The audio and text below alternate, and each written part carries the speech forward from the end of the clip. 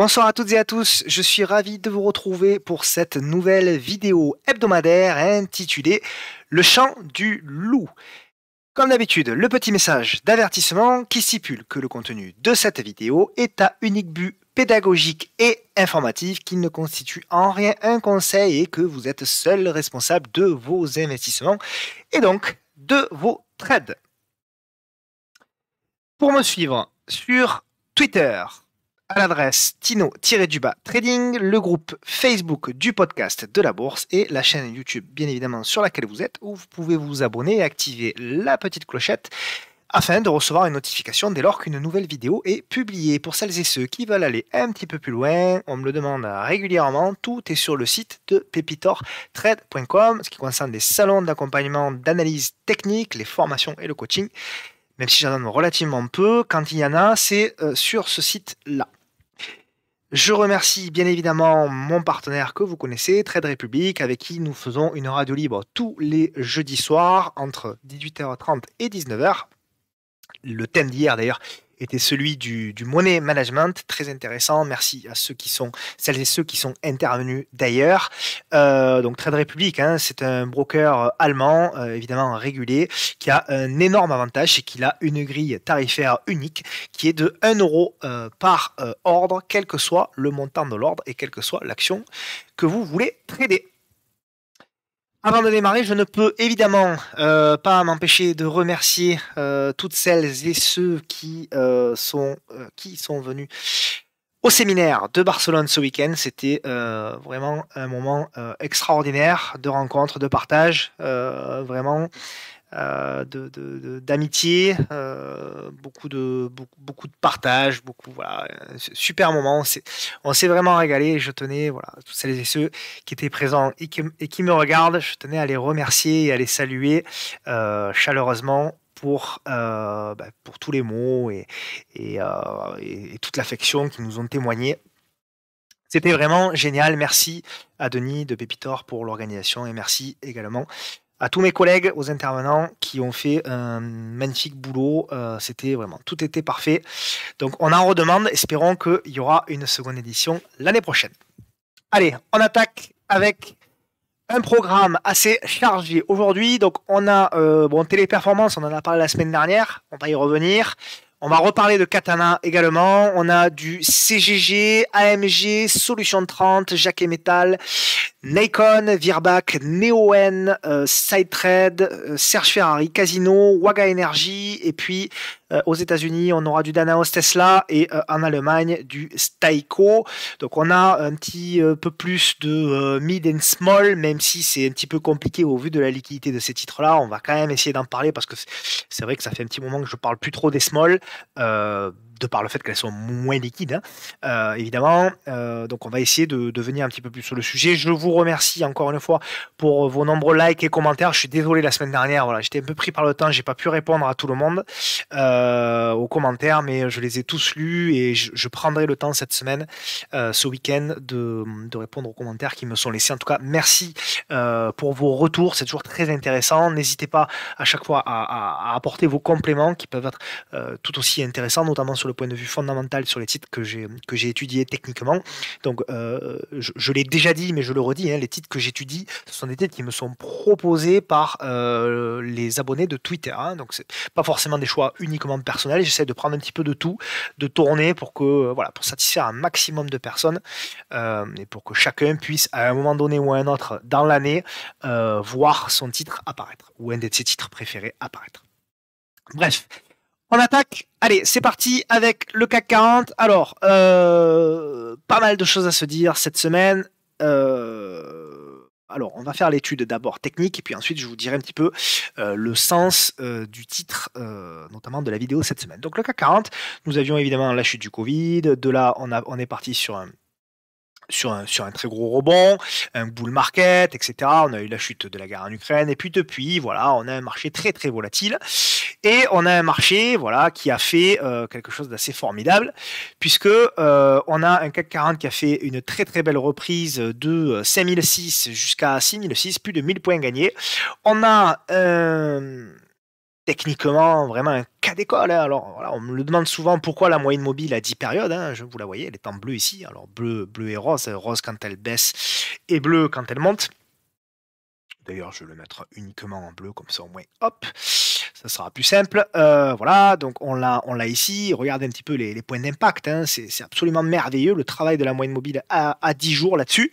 Donc voilà, c'est une des raisons pour laquelle j'utilise autant cette moyenne mobile à 10 jours, parce que je la trouve extrêmement pertinente. Alors pas tout le temps, pas surtout évidemment, mais globalement c'est quand même un sacré point de repère voilà, pour beaucoup d'entre nous. Donc je considère là aussi que pour moi, tant qu'on est au-dessus, comme je le dis tout le temps, hein, tant qu'on est au-dessus de la moyenne mobile à 10 jours, tant qu'on est au-dessus des 6500 points, je considère que ben, la tendance très haussière du CAC n'est absolument pas à remettre en question. Alors peut-être oui, effectivement, là c'est le point haut, ça j'en sais rien, mais on peut pas trader en se disant que peut-être c'est le point haut. Effectivement, il semble que le marché est un peu suracheté, il semble que le marché a de plus en plus de difficultés à monter, en effet, mais techniquement, est-ce qu'on a un signal clair de vente? La réponse c'est non. Tant qu'on est au-dessus de la moyenne mobile à 10 jours, on est censé continuer à chercher des achats, tout simplement, sur action. Alors pas n'importe comment, encore une fois, hein, avec des stops courts, des bons ratios, etc. Il y en a de moins en moins, c'est vrai,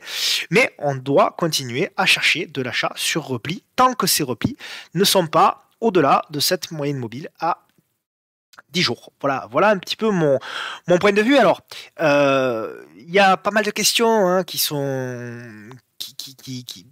un petit peu à la bouche de tout le monde, et c'est logique. Hein. Pourquoi ce marché tient autant? Pourquoi ce marché, qu'est-ce qui fait que ce marché, notamment européen, surperforme globalement le marché américain? Comment ça se fait qu'on ait un CAC 40 aussi fort, etc. Alors, il y a plusieurs explications. Évidemment, la première, c'est que bon, le marché spécule un petit peu sur la fin de l'inflation, ou du moins une baisse de l'inflation et une reprise globale, voilà, un petit peu moins de resserrement monétaire. Bon, ça, c'est une explication plus ou moins convaincante. Moi, j'en suis plus ou moins convaincu d'ailleurs. Mais il y a également une hypothèse, alors une théorie, c'est la mienne, elle m'appartient, c'est de l'imaginaire. Hein. C'est que potentiellement le marché spécule sur une fin de guerre, et c'est un petit peu le sens du titre aujourd'hui, Le Chant du Loup, hein, pour ceux qui connaissent le film. C'est parce que, voilà, quand on voit un petit peu les sorties récentes des politiques de ce monde, notamment de Poutine qui est très silencieux depuis plusieurs semaines, Biden qui est beaucoup moins agressif envers Poutine, et notamment via cette histoire là de missile qui a atterri en Pologne. On a vu tout de suite à la rapidité avec laquelle le gouvernement américain a rapidement démenti l'info comme quoi ça pouvait être un missile russe. Ça a été quand même assez étonnant. Il y a quelques mois, ça ne serait certainement pas passé comme ça. Il y a quelques mois, certainement que le gouvernement américain aurait eu plus tendance à mettre de l'huile sur le feu qu'à essayer de calmer les choses. Voilà, alors c'est peut-être qu'un- qu'une sensation, j'en conviens très bien, mais j'ai quand même, moi, la sensation qu'il y a une volonté un petit peu d'apaiser un petit peu plus les choses. Alors, est-ce que ça négocie en coulisses ou pas? Ça, évidemment, personne ne peut le savoir. Mais moi, en tout cas, honnêtement, j'en serais pas surpris. Et les récentes sorties, au contraire, du président ukrainien qui semble beaucoup plus nerveux et beaucoup plus agressive, sont peut-être là aussi une raison de plus de croire que, en coulisses, Américains et Russes potentiellement négocient. Voilà, donc c'est une théorie, j'en conviens. Pas du tout faire de la politique, c'est juste essayer de trouver à un moment donné des raisons potentielles, hein, pas existantes, mais potentielles, sur lesquelles le marché pourrait spéculer. Et moi, je pense que ça peut être une des raisons pour laquelle le marché ne s'effondre pas. La seconde raison principale, au-delà de l'inflation, etc., pour moi, c'est qu'on l'a vu. Hein, hier, je crois, nous avons eu un ratio put-call, un ratio de couverture sur les options vendeuses, qui est sur des plus hauts historiques hein, depuis 2008. Donc, on a un marché qui est, contrairement à ce que beaucoup disent, parce que j'entends beaucoup de bêtises de gens qui disent que les fonds sont sous-investis, etc., et qui ont énormément de cash, c'est faux. Hein, les fonds sont très investis, au contraire, toujours très investis. Par contre, ce qui est vrai, c'est qu'ils sont très couverts. Et donc, c'est la raison pour laquelle il est vrai que, étant donné que ces marchés sont très couverts, ils sont plutôt résilients parce que les baisses ne sont pas forcément vus comme des dangers tant qu'il n'y a pas de news majeure. Les fonds ne sont pas forcément pressés de larguer leur titre à tout va, puisqu'ils savent qu'à côté, ma foi, ils sont plutôt bien couverts. Donc voici un petit peu ma vision des choses. Attention, je ne dis pas que c'est la bonne, bien au contraire, hein, je ne suis pas un spécialiste ni géopolitique, ni macroéconomique, ça ne m'intéresse pas. Moi, je suis plutôt un trader technique, mais j'aime bien quand même de plus en plus regarder un petit peu ce qui se passe, non pas pour me mettre un billet, mais justement pour me conforter dans un biais. C'est-à-dire que si techniquement j'ai des raisons, comme ici, avec un CAC 40 qui évolue au-dessus de la moyenne mobile à 10 jours, eh bien je cherche des raisons macroéconomiques, géopolitiques qui me justifient le fait que le marché est acheteur. Et en cherchant ces raisons macroéconomiques, ça me conforte dans l'idée de pouvoir continuer à acheter jusqu'à qu'à un moment donné, en effet, le marché se retourne et me dise que bah, voilà, on casse l'oblique, on casse la moyenne mobile à 10 périodes. Bon, bah là, je ne sais pas si c'est le début du retournement ou si c'est juste une pause, mais moi, en tout cas, j'ai plus rien à faire dans le marché et je dois prendre mes précautions. Donc voilà pour le CAC 40. Alors ce qui est très intéressant évidemment, c'est que malgré tout, même si le marché joue ce rebond prolongé en mode on y croit un petit peu plus, effectivement on a les big caps qui sont aujourd'hui à le CAC 40 qui évolue aujourd'hui à plus de 5% au-dessus de sa moyenne mobile à 200 jours, et en même temps, alors je sais il y a des pondérations etc, oui en effet il y a certains titres dans le CAC Small qui ont fortement chuté, hein, notamment en Technicolor, bon bref, en effet, mais malgré tout quand même une fois qu'on a dit ça, quand même on a un CAC Small qui lui évolue 8% au-dessus, 7% et demi, pardon, au-dessous de sa moyenne mobile à 200 jours. Donc on a vraiment une performance différente entre le compartiment des mid and small d'un côté et le compartiment des grosses capitalisations. Ça veut dire que le marché est prêt, oui, à jouer peut-être un rebond prolongé, mais pas n'importe comment et pas sur tous les titres. Et donc je pense que voilà, pour le moment, en effet, alors moi j'espère toujours un rattrapage des small, on verra. Je pense que le rattrapage des small aura lieu si les indices latéralisent davantage et si on a un petit peu plus de bonnes nouvelles sur le plan géopolitique. Mais voilà, pour le moment, c'est pas le cas. En tout cas, pour le moment, alors on reste plutôt du bon côté. Voilà, je vous l'avais dit hein, la semaine dernière et les semaines précédentes. Tant qu'on est au-dessus, voilà, de toute cette zone ici, au-dessus des 11 615 points, et tant qu'on est au-dessus, voilà, dans ce petit canal haussier, je reste plutôt, quand même, plutôt positif sur les small caps. En revanche, si on commence à repasser sous les 11 400 points, etc., alors là, et qu'on commence à casser cette figure par le bas, là effectivement on pourra commencer à être extrêmement vigilant sur ce secteur. Donc voilà un petit peu pour l'analyse des indices. On va passer maintenant aux actions avec Téléperformance. Alors je vais pas en faire, je vais pas faire 6000 ans hein, sur Téléperformance. Vous savez très bien ce qu'on s'est dit la semaine dernière. Alors je me suis fait pourrir, hein, disons les mots par certains qui sont très très forts, qui ont vu ma vidéo la semaine dernière où je disais que oui, moi je pensais et voilà. Alors la suite m'a donné raison, j'aurais pu avoir tort, mais oui, je pensais la semaine dernière, je l'ai dit dans ma vidéo, que acheter Téléperformance sur ce niveau-là, c'était pour l'investisseur moyen-long terme une première entrée intéressante. Oui, je le pensais. Je dis toujours ce que je pense, ça me dérange pas. J'aurais pu me planter, ça aurait pas été grave d'ailleurs, hein, ça aurait pas été la première fois surtout. Mais oui, c'était effectivement une belle zone pour entrer. Alors moi, j'ai joué le rebond technique uniquement en mode trader. Hein. Le long terme sur action, c'est pas forcément quelque chose qui m'intéresse. Et effectivement, on le voit, hein, depuis le plus bas, bon, ben, Téléperformance, ça a repris quand même 36%. Donc je pense que, voilà, pour ceux qui ont dit que j'avais pas été très inspiré de dire ça, je pense que bon, il n'y aura pas d'excuses, c'est pas grave, mais voilà, au moins être capable de reconnaître que finalement, c'était pas si débile que ça d'acheter une zone de support de très long terme qui était, comme je l'avais expliqué la semaine dernière, jeudi dernier, pardon. Oui, la semaine dernière, qui était une zone de résistance du 11 septembre, du 17 avril et potentiellement une zone également du 20 mars. Alors maintenant, effectivement, ceux qui ont joué le coup, qui ont tenté le coup, qui se retrouvent aujourd'hui avec une ligne à plus 35%, Effectivement, je ne vais pas vous mentir, je pense que c'est une zone d'allègement. Oui, je pense que c'est une zone d'allègement. Je pense que oui, quand on fait un décalage comme ça en une semaine, oui, dans un marché aussi compliqué, aussi difficile, oui, c'est quand même une zone d'allègement. Il faut prendre une partie de ce bénéfice, mettre le stop au prix d'achat, et puis voilà. Si Téléperformance a envie de continuer, parfait. Sinon, voilà. Et pourquoi pas la partie que vous avez allégée reprendre un petit peu plus bas, parce que là, moi, je pense que maintenant Téléperformance a fait le rebond. Je pense que maintenant on va construire, voilà, on va construire une figure. Voilà, comment va être cette figure, j'en sais rien, mais je pense que globalement, dans les prochaines séances et prochaines semaines, on va construire sur ce titre. Donc voilà pour Téléperformance. Je ne vais pas aller plus loin, ça me suffit largement. Je pense que ça vous suffit largement. Rien de plus à dire. Katana, on en a parlé la semaine dernière. Elle a du mal, hein, elle a du mal. Alors oui, j'en parle parce qu'il y en a qui m'ont relancé en message privé ou par commentaire en me disant elle a fait le faux breakout. En effet, elle a fait le faux breakout et potentiellement, elle peut faire le faux breakout. Alors oui, en effet, c'est une configuration qui peut se tenter, d'autant que, en effet, voilà, en effet, on peut tenter quelque chose. Bon, le ratio gain-risque est bon, hein, avec un stop en dessous. On voit que Katana, voilà, aujourd'hui, a fait une jolie séance quand même. Est-ce que, voilà, il n'y a toujours pas de volume, hein, il n'y a toujours pas de volume. Donc, est-ce qu'à un moment donné, il va y avoir quelque chose qui va se passer sur Katana? J'en sais rien. Mais pour ceux qui veulent tenter quelque chose, alors le problème de Katana, c'est comme beaucoup de small, hein, c'est qu'elle a tendance à faire des mèches basses. Donc, privilégier un stop en clôture avec une taille de position adaptée à ça.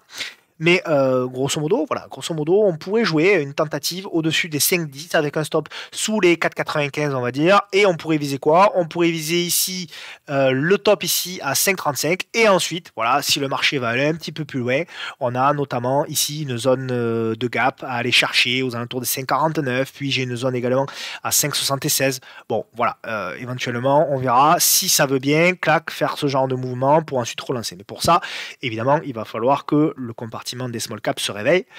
Si le comportement des small caps se réveille, je suis persuadé que Katana fera partie de ces petits titres de qualité qui se réveilleront également. Mais voilà, à contrario, si on commence à repasser voilà, sous les 4,90, 4,93, honnêtement, n'insistez pas, hein, quitte à reprendre plus haut, plus cher, honnêtement, n'insistez pas. Dans ce marché-là, on le voit, quand on insiste un peu trop, en général, ça se passe mal. Il vaut mieux couper court, prendre une petite perte, revenir plus haut, plus cher, que s'entêter à vouloir moyenner parce que vous avez raison, parce que Katana est un titre de qualité. Je suis d'accord avec vous, hein, Katana, c'est un titre de qualité, mais c'était un titre de qualité à 6,25 €, c'était un titre de qualité à 7,25 €, c'était un titre de qualité à 8,95 €, d'accord? Et ça peut être toujours un titre de qualité ici à 4,39 €. D'accord? Donc il faut vraiment comprendre ce que j'expliquais notamment ce week-end, hein, c'est qu'il faut vraiment comprendre que au-delà des fondamentaux qui sont certes très importants, il faut vraiment comprendre que le marché résonne en termes de flux. Et il faut vraiment comprendre que vous avez beau avoir la plus belle maison, comme j'expliquais cette anecdote, vous avez beau avoir la plus belle maison au bord du rocher à Monaco, devant la princesse de Monaco, et vous lui faites bonjour tous les matins, si personne veut acheter votre maison, elle vaut zéro. C'est la même chose pour Katana. Il y a très peu de volume, il y a très peu de fonds qui rentrent sur le titre. Pourquoi? Parce que effectivement, ils savent qu'ils vont avoir du mal à sortir au vu des flux récents sur ce compartiment, et donc ils ne souhaitent pas prendre le risque. Voilà. Donc quand effectivement on verra un petit peu plus de flux, etc., on pourra rentrer des tailles de position plus importantes et on pourra éventuellement moyenner, rentrer en plusieurs fois, tenter des choses. Là, honnêtement, ça vaut pas le coup. Il faut avoir un money management hyper strict, des stops hyper courts. Ça rentre, ça prend le directionnel, on y va, on accompagne. Ça prend pas le directionnel, on sort tout de suite. Voilà un petit peu ma philosophie des marchés en ce moment. Et je pense que honnêtement, il n'y a pas grand-chose d'autre à faire. CGG, alors CGG, on en avait parlé dans la vidéo que j'avais des opportunités week-end du salon que j'avais publié le 21 octobre, hein, elle est disponible, vous pouvez aller la voir. Donc la stratégie, c'était d'acheter et de vendre les résultats du mercredi de novembre. Donc le mercredi de novembre, c'était ici. Donc on a tapé le premier TP avec un petit peu plus de 8%. Ça devait être voilà, 9,14. Bref, donc j'efface un petit peu tout ça, ça n'a plus de sens. Par contre, ce qui est intéressant sur ce titre-là, c'est que en effet, nous sommes revenus sur ce support qui est ici. Et nous faisons une congestion. Donc il y a encore un petit peu de volatilité, mais c'est pas mal. On a effectivement, alors le pétrole se porte pas très bien, je crois. Il est un petit peu revenu en arrière. Mais voilà, on a un titre qui congestionne. On a des volumes qui s'assèchent. Donc c'est peut-être une configuration qu'il va falloir surveiller pour un rebond au moins technique, pour aller peut-être chercher l'entrée du gap ici aux alentours des 0,80 et pourquoi pas la fermeture du gap aux alentours des 0,91. Donc voilà, le gap il est ici, grosso modo. Donc pourquoi pas tenter quelque chose. Le stop il est assez clair, hein. Le stop il est sous la mèche basse ici des 0,67 ou voire pour les les moins agressifs d'entre nous sous les 0,657. Voilà un petit peu comment je le jouerais. Donc c'est pas mal CGG. Alors fondamentalement non, hein, c'est pas terrible, hein, mais au niveau technique, il y aura peut-être quelque chose à faire sur ce titre-là. AMG. Alors magnifique AMG. Donc je prends du recul.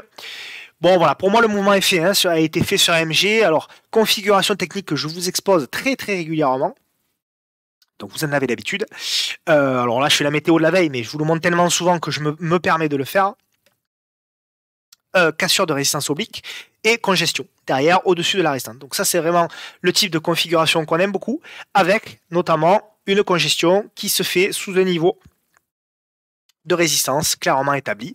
Derrière, poum, bouchon de champagne, on explose, tac, tac, tac, tac, tac, et on va chercher les niveaux, notamment il y avait un gap ici, hein, qu'on est allé chercher, on le voit pas bien, mais le niveau de gap, il était ici, un tout petit gap à venir fermer ici. Donc il a été fermé, derrière le reflux, bon, normal, hein, logique, hein, où va s'arrêter le reflux, c'est difficile à dire. La zone qui potentiellement peut être intéressante, je dirais que c'est cette zone ici, hein, cette zone, voilà, globalement, ici, cette zone, 29,08 jusqu'à 29,50 €, donc ça fait une baisse encore assez importante, on va peut-être pas y aller, ça fait une baisse de 15%, la M200 aussi, donc ça va peut-être pas se faire en une fois, hein. Ça va peut-être être un mouvement comme ça, mais effectivement, si on revient dans cette zone-là et que j'ai une opportunité d'achat avec une réduction de la volatilité, pourquoi pas jouer la relance pour aller chercher notamment des plus hauts récents. Voilà, il y a un petit gap également ici, bon, on verra. Mais oui, en tout cas, c'est un titre qui est assez intéressant, hein, là par contre fondamentalement. Mais là, voilà, c'est un titre, l'accompagnement de la tendance, là, vous voyez, hein, c'est plutôt un titre voilà, qui fait un coup haut, un coup bas, donc c'est difficile d'accompagner. Il faut vraiment jouer des décalages de. Alors par contre, elle est capable d'aller vite, hein. Là, on le voit, hein, elle est capable de faire. Regardez, c'est énorme, hein, 50% en 2-3 semaines. Hein. Donc c'est vraiment un titre qui est capable de décaler. Mais voilà, une fois qu'on a fait le décalage, une fois qu'on a pété la moyenne mobile à 10 jours, clac, voilà, ici, on ne cherche pas à comprendre, on a ici la congestion, comme je vous l'avais expliqué dans le webinaire, congestion au-dessus de la moyenne mobile à 10 jours, on prend la cassure, on accompagne le titre maximum jusqu'à la clôture ici de la bougie sous la M10, clôture de la bougie sous la M10, ben, ma foi, on sort. Là, si vous avez suivi le plan, grosso modo, vous êtes entré ici, vous sortez ici à la clôture, ça fait quand même 46% pour un risque au départ. Si vous avez pris la cassure ici, c'était un stop, on va dire, sous la bougie ici, donc c'était un stop à 5,50, donc on a un ratio magnifique. Donc voilà, après on ne sait pas où ça va aller, mais effectivement c'était plutôt un trade qui était potentiellement intéressant à prendre. Alors moi je ne l'ai pas vu, hein. Je suis passé complètement à côté de ce titre-là. Mais bon, en tout cas, bravo à ceux qui l'ont pris. S30, alors là, bon, on n'est pas sur un titre avec des bons fondamentaux. Un titre qui, effectivement, j'en ai pas parlé beaucoup cette année parce que le titre fait trop rien. Fondamentalement, c'est pas terrible. On a un titre, par contre, qui avait fait une superbe configuration, hein, depuis 10 ans, hein, plus de 10 ans. Et puis, depuis effectivement les annonces et les rumeurs voilà, qui avaient été plutôt mauvaises ici en décembre 2020, depuis le titre, voilà, il y a eu des gros gaps, etc. Bon, c'est pas terrible. Moi, j'ai un niveau, alors on le voit plus en mensuel. Voilà, moi j'ai un niveau de support oblique est ici. Voilà, moi j'attends ce niveau-là. J'attends ce niveau-là pour jouer éventuellement quelque chose sur ce titre, parce que fondamentalement, ça ne m'intéresse pas. Par contre, c'est un titre qui est capable d'aller vite, donc effectivement, il est capable de réagir sur un niveau de support oblique. Avant, pour moi, c'est du bruit de marché. Alors oui, on peut la trader en intraday parce qu'elle est capable de faire des choses, mais pour moi, ça reste, voilà, ça reste. Voilà, ça reste du bruit, ça reste du risque. Il faut éviter de garder ça en portefeuille, hein, de toute façon, le soir. Hein. Si vous avez pas de l'avance là-dessus, franchement, essayez d'éviter de garder ça en portefeuille. Donc moi, ma théorie, hein, c'est qu'on va venir, on est en train de travailler le support ici à 1,86. Bon, tant qu'il tient, ça va, mais moi, ma théorie, c'est qu'on va venir casser le support et on va venir accélérer à la baisse pour venir toucher le support long terme, le support oblique mensuel que je vous ai évoqué un petit peu plus tôt. Et c'est sur ce niveau-là, voilà, où on pourra, pour celles et ceux qui aiment l'analyse technique, on pourra éventuellement intervenir avec une petite ligne pour tenter quelque chose, mais pas plus. Jacquet Metal, alors là, par contre, c'est un très beau titre, hein, très décoté, mais voilà, pour le moment, le titre voilà, n'évolue pas forcément énormément, même s'il a très très bien rebondi, donc il a très bien respecté. Il y avait un très très beau niveau de polarité ici. Voilà, on le voit, hein, très très beau niveau de support. Ancien support, enfin ancienne résistance ici qui a fait support ici. Donc on a bien réagi. C'est pas mal, hein, c'est pas mal. Alors nous on avait essayé de la trader, mais sans succès par là. Mais voilà, c'est plutôt pas mal. On a une config qui tient bien, elle fait une séance correcte aujourd'hui. Ah, pourquoi pas tenter quelque chose, au-dessus ici des 16-14. On a un double top. Double top à 16-14. Si on le passe, on pourrait potentiellement aller chercher les derniers plus hauts ici. Et pourquoi pas aller tester la M200 ici, qui serait à peu près hein, le point de passage au niveau des 12 euros, 17 euros, pardon, 60. Stop d'invalidation de possibilités. Soit que vous êtes très agressif et vous le jouez sous la bougie carrément, ou soit évidemment le dernier creux. Voilà, tout simplement. Je le jouerai comme ça pour ceux qui sont intéressés sur le titre. Fondamentalement, honnêtement, c'est une très belle boîte, relativement sous-cotée. Bon, le secteur, évidemment, c'est un petit peu plus difficile, mais ça reste une boîte voilà, avec un PER très faible, etc.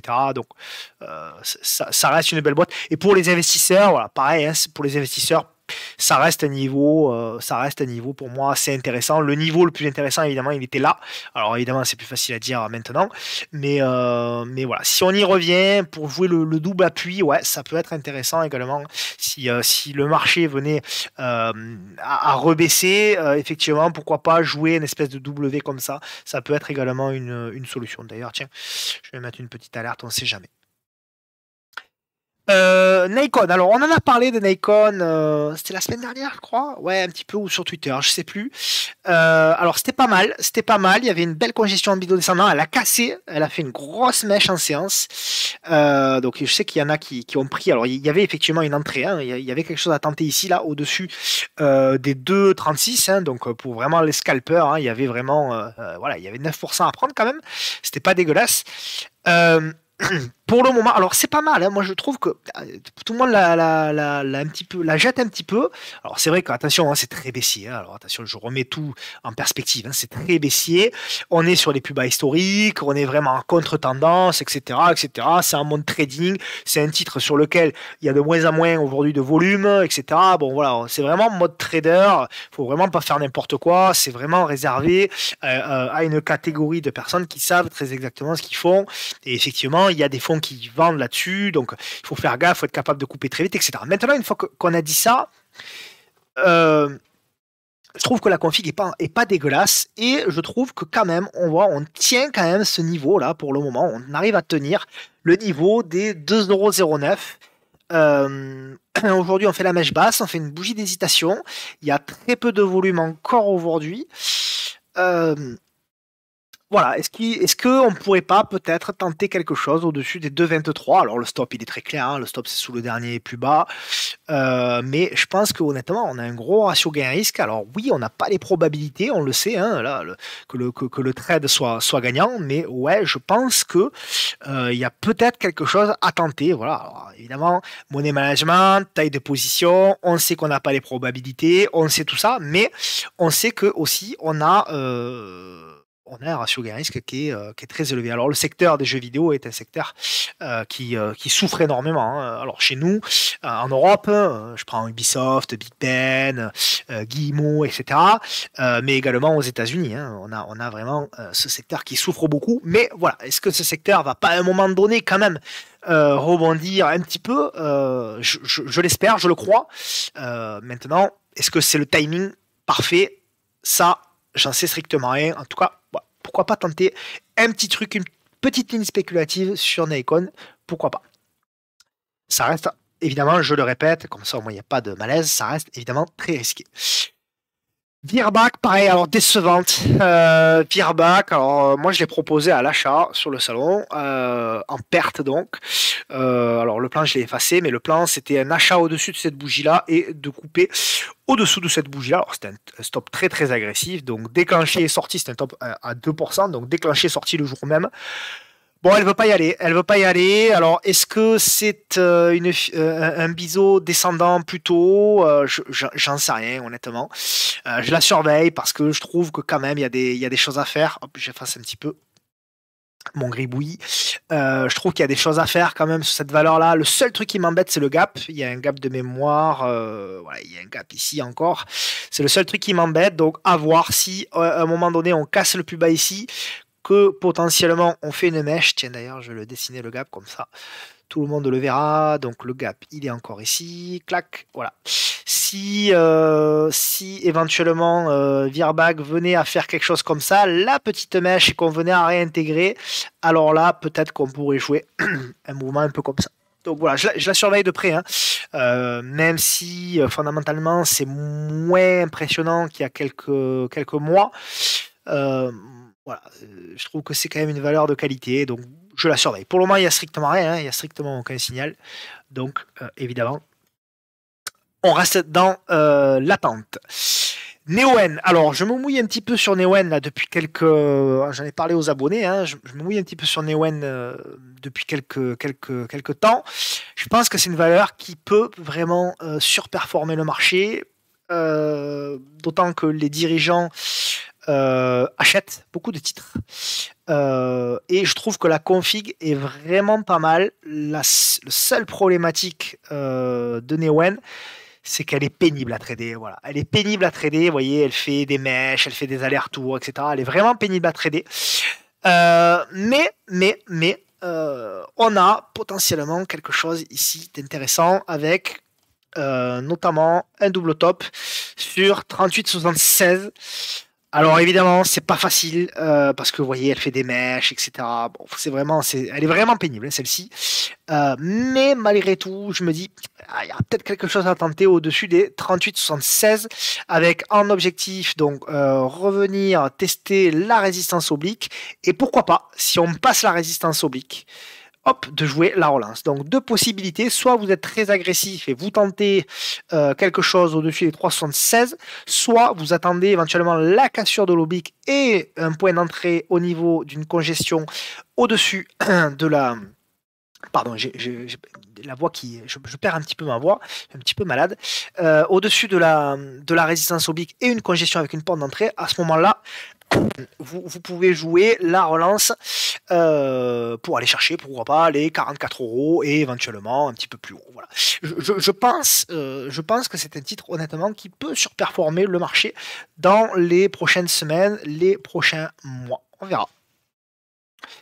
SideTrade, alors quelqu'un me l'a proposé, oui en effet, hein, c'est un titre que j'aime beaucoup. Le problème de ce titre-là, c'est que voilà, c'est un titre qui est devenu peu liquide, hein. C'est un titre où il y a en moyenne 96 000 € échangés, hein. Donc c'est extrêmement difficile de parler beaucoup de ce titre, on le voit, il fait des mèches, etc.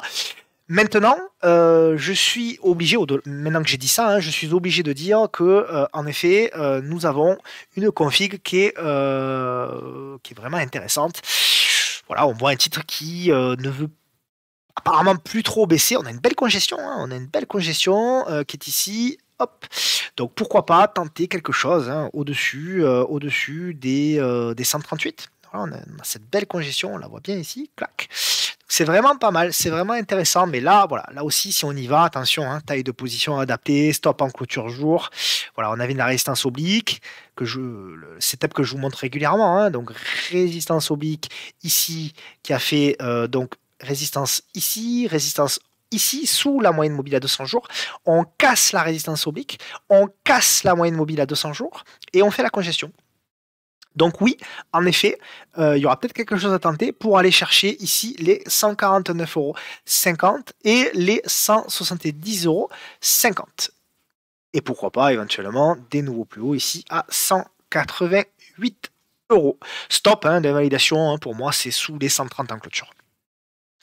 Déjà sous la M200, ouais, sous la M200 et sous les 130 en clôture. Serge Ferrari, hop là, il est là, j'en ai parlé sur Twitter. Config intéressante. Alors pareil, hein, j'en parle peu, alors on me le reproche, je sais, mais bon, c'est compliqué pour moi maintenant, il y a quand même pas mal de personnes qui me suivent et j'essaye de garder un minimum d'éthique et de pas envoyer les gens sur des titres trop peu liquides, voilà, c'est aussi mon devoir. Maintenant, voilà, sur l'aspect pédagogique, je la montre.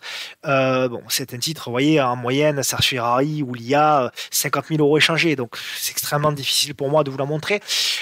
Oui, effectivement, la config, elle est intéressante. Je l'ai montré moi-même sur Twitter. On avait une belle congestion. Elle a cassé par le haut.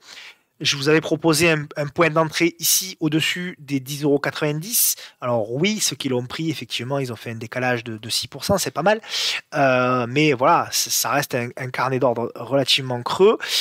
Pour moi, c'est très positif, mais voilà, pour vraiment relancer la config à moyen terme, il va falloir casser, il va falloir congestionner et relancer pour aller chercher ici la moyenne mobile à 200 jours. Et si on s'affranchit de la moyenne mobile à 200 jours, je considérerais qu'il y a un retournement un petit peu plus profond du titre. Mais en tout cas, c'est vraiment le genre de config que j'aime beaucoup, un petit peu comme SideTrade, où on a eu des baisses importantes et on a des titres qui commencent à se stabiliser, à congestionner et à casser ces petites congestions par le haut pour aller rejoindre les grosses obliques, etc., etc. Donc oui, il y a quand même des choses, je trouve que c'est un marché intéressant parce qu'il y a quand même des choses qui se mettent en place. C'est pas fait, hein, on est d'accord, c'est pas fait, mais il y a quand même des choses intéressantes qui se mettent en place. Casino, on en avait parlé il y a pas mal de temps, hein, notamment voilà, le 4 novembre. Vous avez proposé un achat ici au-dessus des 10,44 €. Donc les 2 TP ont été touchés, donc vraiment pas mal. Alors il y a eu une news, hein, il y avait une news qui était ici. Je trouve que le titre est intéressant. La news change un petit peu les fondamentaux du titre, ça reste malgré tout très baissier, on est d'accord. On a une zone de support pour moi qui est ici, une zone de demande qui pour moi est ici. Effectivement, c'est une zone que je vais surveiller pour rentrer sur le titre. Si éventuellement on a une porte d'entrée là-dedans. Voilà. Si on a une porte d'entrée là-dedans, je vais sans problème jouer la relance. Je même un petit peu plus bas, voilà, pour moi, hop. Voilà, grosso modo, hein, toute cette zone-là, donc la zone entre les 10,22 € et les 10,97 € est en effet une zone qui va m'intéresser pour pouvoir tenter quelque chose sur le titre. À condition, alors je ne vais pas acheter, attention, hein, la zone bêtement, encore une fois, hein, vous connaissez un petit peu maintenant, mais il y a toujours des petits nouveaux, donc j'explique, hein, quand je montre une zone, sauf si c'est de l'investissement long terme sur des ETF où là, je cherche pas à comprendre, je vais accumuler sur des zones. En l'occurrence, sur des actions, je vais attendre que le titre touche la zone et m'offre une porte d'entrée. Donc une porte d'entrée, c'est soit un signal technique d'achat, peu importe lequel, une cassure de moyenne mobile, une cassure de nouveau plus haut, voilà, ce que vous voulez, soit éventuellement une congestion. Une congestion avec une petite bougie, une bougie d'hésitation, peu de volume, etc., etc. Waga, c'est le dernier titre de l'Euronext. Après, on finira par l'étranger. Donc, alors Waga, je vous l'ai dit, hein, moi, c'est un tout petit titre là aussi que j'ai en portefeuille en plus. J'ai une toute petite ligne, évidemment, parce qu'il y a 40 000 € échangés aujourd'hui, donc on peut pas faire grand chose. Donc, toute petite ligne pour moi, mais voilà, je considère que ça fait partie également des titres small cap qui ont des configs qui sont plutôt pas mal, des fondamentaux qui sont plutôt pas mal. Et il y a des choses qui s'opèrent. Alors, c'est pas brillant, c'est pas fameux, ça manque de cash. Effectivement, on voit, il y a très très peu de volume. Mais voilà, ça tient les niveaux, ça construit, il y a de la congestion. Donc voilà, moi le scénario que je joue sur Waga, c'est ce scénario-là, on verra. Tant qu'on reste au-dessus des 29 euros en clôture, je reste positif sur la configuration de ce titre-là pour jouer la cassure et notamment le retour vers les 34,40 €, 35,25 €, 36,40 € et puis 38,15 €. Voilà, pour le moment, tant que c'est pas invalidé, alors ça fait un moment, hein, je suis dessus là, ça fait plus d'une semaine, même ouais depuis, ouais c'est ça, un peu plus d'une semaine. Donc pour le moment, bon, il se passe pas grand chose, mais vu la taille de position, encore une fois, ça marque pas beaucoup mon portefeuille, c'est pas très grave. Mais voilà, en tout cas, c'est pas invalidé, donc j'ai du mal à sortir du trade pour le moment. Donc je garde, voilà, tant que le scénario, encore une fois, ce scénario-là est pas invalidé, je conserve un portefeuille. On passe, alors on va démarrer par deux actions américaines, Danaos que je ne connais pas, donc n'hésitez pas à me dire de quoi il s'agit en commentaire. Donc Danaos, donc belle tendance haussière effectivement qui pour moi s'est achevée ici à la cassure des 72 $. Bon, il n'y a pas grand chose à faire pour le moment, ça construit, c'est plutôt une tendance baissière. On avait essayé de briser une oblique ici, on a réintégré, donc c'est pas terriblos. Est-ce qu'on est sur une espèce de biseau descendant? C'est possible. Donc je vais attendre sur Danaos la cassure de nouveau plus bas pour tenter quelque chose. Si éventuellement je tente quelque chose. Mais oui, on voit que à chaque cassure de nouveau plus bas, on a derrière un mouvement, une création de liquidité. Donc derrière, ça peut être pas mal. Donc à proximité, voilà, si on arrive là-dedans, et qu'on fait une petite congestion, et éventuellement pour jouer le retournement. Mais oui, le titre m'annonce quand même plutôt de l'achat. Ça reste une tendance long terme haussière. M'annonce plutôt de l'achat, mais il faut qu'il me le valide. Il faut qu'il me le valide. Donc deux configurations pour tenter le buy, de tenter l'achat. Première possibilité la plus agressive. Donc vous attendez le retour ici sur le support oblique baissier et une porte d'entrée, une zone de congestion. Soit effectivement vous êtes un petit peu moins agressif et vous entendez des signaux techniques un petit peu plus forts, la cassure de l'oblique, la congestion et la relance, d'accord? Mais pour moi, dans les deux hypothèses, il faut quand même chercher de l'achat. Voilà, parce que c'est un titre quand même qui, sur le moyen long terme, reste aussi. Je ne connais pas les fondamentaux, je ne sais pas ce qu'ils font. Donc là aussi, encore une fois, n'hésitez pas en commentaire à me dire ce qu'ils font. Tesla, par contre, je sais ce qu'ils font. Je ne suis pas fan. Je ne l'ai jamais été d'ailleurs de Tesla. Je suis pas fan du PDG, je suis pas fan, voilà, je suis pas fan forcément d'Elon Musk. Respectueux de ce qu'il a fait, ce monsieur, mais pas forcément fan. Voilà, il n'y a rien à faire sur Tesla. Moi, je la vois aller plus bas, de toute façon, Tesla. On est sur les derniers niveaux là pour moi de support. C'est des niveaux effectivement très importants. Voilà, toute cette zone jusqu'aux 168 $. Oui, effectivement, si vous êtes intéressé par le titre, c'est une zone d'achat, on est d'accord, à condition d'avoir un signal. Pour le moment, il n'y en a pas. On verra, là aussi, je suis incapable de savoir ce qui va se passer, mais voilà, je suis pas un grand fan du titre. Là aussi, j'ai potentiellement cette espèce de biseau. Bon, on verra. Pas grand chose à faire. Ça me dit rien. Franchement, ça me dit rien. Voilà, on est sous la M10, on n'arrive pas à la passer. Je considère que voilà, tant qu'on est sous la M10 jours, de toute façon, il n'y a absolument rien à faire. Il vaut mieux laisser ça. Il vaut mieux laisser sa place. Avant de finir par Steiko, je vais faire Apple, qu'on évoque toujours parce que ça nous donne un petit peu la direction des indices. Alors, techniquement, c'est assez propre, mais pour moi, Apple est encore dans une configuration. Alors, on est dans beaucoup de figures sur Apple. Pour moi, on est dans une espèce de grosse figure en moyen long terme qui est ici, vous la voyez. espèce alors cela, je peux l'effacer du coup, et plus forcément, voilà. Donc pour moi, on est dans cette figure-là, donc une espèce de biseau, triangle symétrique un peu plat, voilà. Donc pour moi, de toute façon, voilà, tant qu'on ne passe pas la M200, ça reste plutôt du mauvais côté, on va dire neutre. Voilà, on reste dans la congestion, on reste là-dedans, tant qu'on ne casse pas tout ça pour rejoindre l'eau, le casser, éventuellement relancer. Par contre, voilà, si on revient en bas, si on revient tester le support, hein, qui avait fait donc support ici, support ici, support ici, support ici, voilà, tant qu'on revient pas là, on sauve les meubles. Je considère quand même que voilà, le dernier, vraiment, voilà, si on revient en dessous ici des 130, 132 dollars, là, il faudra faire attention hein, au niveau d'Apple. Mais voilà, pour moi, c'est de la neutralité. Grosso modo, on construit une figure entre 130 et 155 dollars. Ça fait quand même 25 dollars. Hein. Il y a quand même des choses à faire, pardonnez-moi. Il y a quand même des choses à faire. Mais grosso modo, voilà, entre ces deux bornes, ça reste de la neutralité. Il n'y a pas vraiment de direction qui est donnée sur Apple.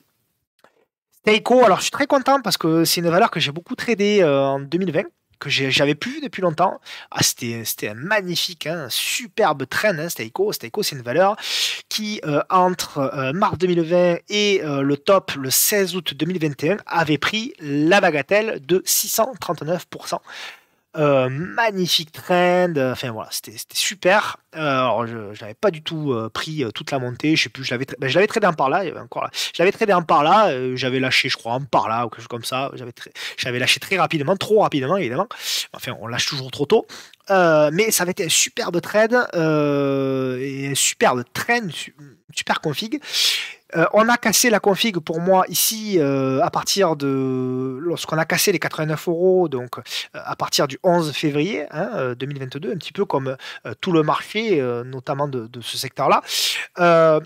Pour moi, c'est un peu tôt pour revenir sur la valeur. Voilà, ce qu'elle fait, oui, elle est en train effectivement de construire quelque chose, mais c'est encore un petit peu tôt. Il y a la zone de polarité un petit peu plus bas, etc. Donc pour le moment, alors oui, c'est une belle valeur, j'aime beaucoup, donc je vais pas la critiquer, mais pour le moment, voilà, j'ai pas de config très très propre. Je vois rien là, voilà. Techniquement, je vois rien. Si j'avais pas envie de m'embêter, je dirais voilà, on est plutôt dans un range un petit peu neutre. Mais est-ce que le titre va prendre une direction? Je n'en suis pas totalement convaincu. Voilà. Donc je resterai plutôt pour le moment à l'écart tant que j'ai pas de signal un petit peu plus majeur ou au moins voilà, au moins une congestion, quelque chose qui me fait croire que le titre peut potentiellement repartir. Voilà mes chers amis, que dire donc en synthèse, bon pour la semaine prochaine effectivement donc un petit peu ce que je dis sur le salon, hein, on a eu effectivement des signaux un petit peu d'affaiblissement, des signaux un petit peu d'essoufflement sur les indices, mais loin d'être sur des signaux clairs de retournement. Alors est-ce qu'ils seront lundi les signaux clairs? Peut-être, ça c'est possible, j'en sais strictement rien, et à ce moment-là on ajustera. Mais pour moi, voilà, pour moi on a quand même un marché très fort, un marché européen notamment très fort.